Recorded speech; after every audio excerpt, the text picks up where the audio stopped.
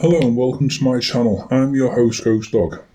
I thought I'd start my first episode with a little introduction and a little history 101. I decided to set up my channel mainly because even though we have advanced in our knowledge and understanding, there are still so many misconceptions around the disorder and just as many charlatans who are willing to sell false hope. I myself have Asperger's.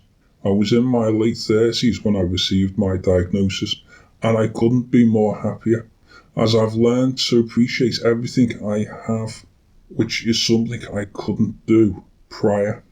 I have a form of dyslexia called a specific learning disorder. It basically means that while I struggle with my reading, writing and arithmetic, I am able to problem solve my way around tasks. Okay, so that's me. Let's get to the history of autism. Alright, autism isn't new. It's not even a modern disorder. In fact, the very first recorded reference dates all the way back to 1797 by French physician Jean-Marc Gaspard Ishard. I apologise to everyone if I've butchered that name. Now, Ishard used the term with particular reference to Richter, the so-called wild boy of Avalon. He showed several signs of autism and is thought to have lived his entire childhood alone in the woods near Saint-Cyr-sur-Rance in 1797. He's also been credited in describing the very first case of Tourette syndrome in the Marquise de Dampierre, a French woman of nobility. Now, the next person on our list is Paul Eugene Belliola, and again, I apologise if I'm butchering these names. A Swiss psychiatrist thought to be responsible for the first use of the term autism in 1910. He was trying to define symptoms of schizophrenia. He derived autism from the Greek word autos, meaning self. He is also recognised today as for having a different neurological disorder called synesthesia, in which the main senses of the human mind are mixed up. A few years afterwards, Hans Asperger was an Austrian paediatrician whom Asperger's syndrome is named after. He published the first definition of Asperger's syndrome in 1944. He noticed in 4 boys he had an identified pattern of behaviour and abilities that he called autistic psychopathy, meaning autism, self and personality. The pattern included a lack of empathy, little ability to form friendships, one-sided conversations, intense absorption in a special interest, and clumsy movements. He was convinced that many would use their special talents in adulthood. He followed one child, Fritz V, into adulthood. V became a professor of astronomy and solved an error in Newton's work he originally noticed as a child.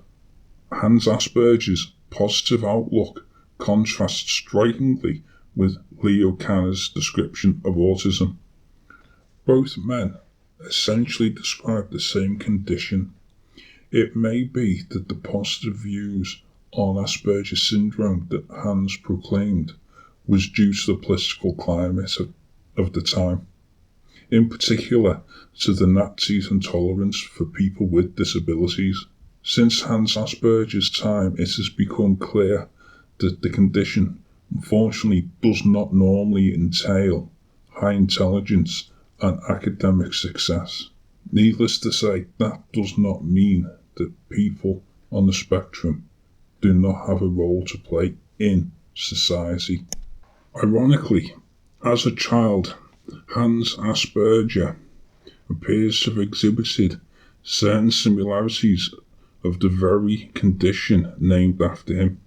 He was described as a remote and lonely child who had difficulty making friends.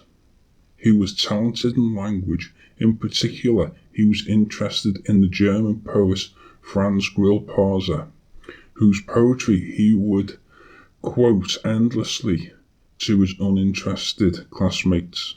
Asperger died before his identification in this pattern of behaviour became widely recognised. At the same time, Leo Kanner of the Johns Hopkins Hospital first used autism in its modern sense when he introduced the label early infantile autism in a 1943 report of 11 children with striking behavioural similarities. Almost all the characteristics described in Kanner's first paper on the subject, notably autistic loneliness and insistence on sameness, are still regarded as typical of the autistic spectrum disorders. It is not known whether Kanner derived the term independently of Asperger. His seminal work in 1943, paper Autistic Disturbances of Affective Contact, together with the work of Hans Asperger, forms the basis of the modern study of autism. It's just unfortunate that Kanner's reuse of the term autism led to decades of confused terminology in the medical community. Terms such as infantile schizophrenia being used by child psychiatrists, focusing more on mental deprivation during the 1950s, 60s and 70s. It led the way to various misconceptions of autism as an infant's response to refrigerator mothers, a term used by Kanner himself. It was also championed by many psychoanalysts and doctors that autism being a product of mothers who were cold and distant and rejected, thus deprived their chance to bond properly with their child. The theory was embraced by the medical establishment and went largely unchallenged. It has since been discredited, but even though it's not used anymore, its effects have lingered well into the 21st century. Now we move to the year 1981, and the term Asperger's syndrome is being used for the very first time. It was in a paper written by British researcher Lorna Wing. Her paper, Asperger's Syndrome, a Clinical Account, challenged the previously accepted model of autism presented by Leo Kanner. She also paved the way to not only the idea that autism was a syndrome, but it was also a spectrum. She established the triad of impairments formulation, which in itself is both a clinical and theoretical breakthrough. With all that being said, we come to today and the advancements we've made towards both our understanding and ability to treat. We now know that ASD is a neurological disorder, and just as the syndrome itself is a spectrum, with lots of different disabilities of varying degrees, we also know it's not just one thing that causes it. In some cases, it can be genetics. In others, it's environmental. It could be prenatal, i.e., something passed on from mother to child while in the womb. Or it could develop as a result of the birthing process, whether it be due to the mother's age or a premature birth. The point is, the cause of autism are too numerous to tell, and that's not to say we as a society should abandon natural birth for a more genetic based. We shouldn't, as this is a wonderful thing.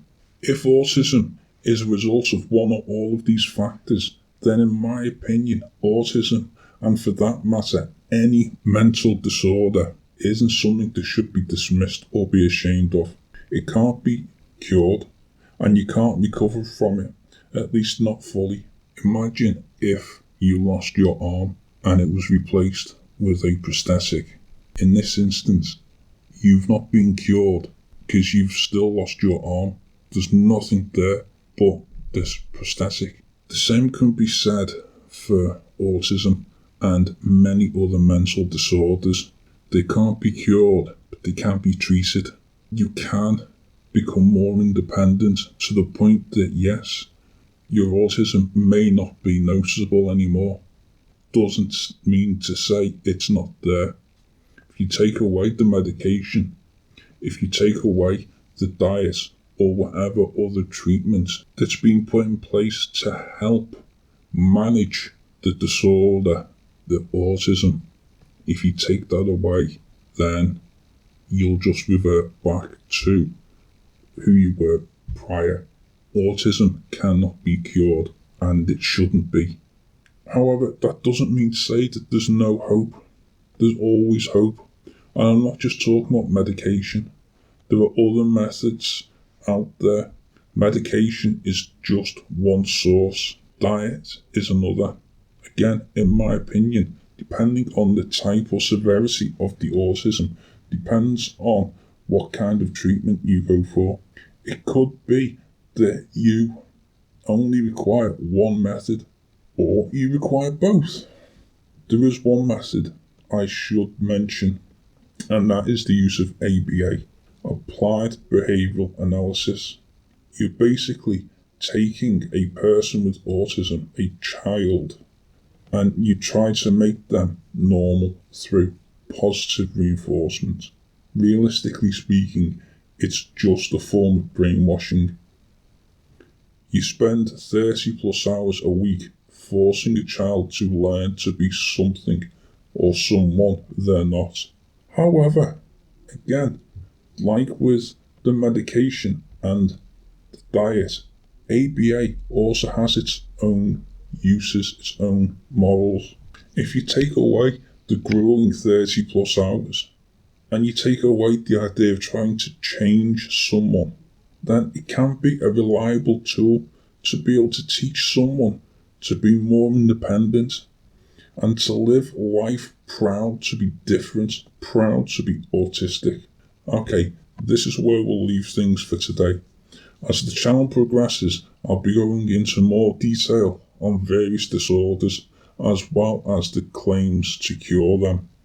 Till next time, I hope you found this interesting. Please like and subscribe. Hit that bell, and above all, stay safe. Bye for now.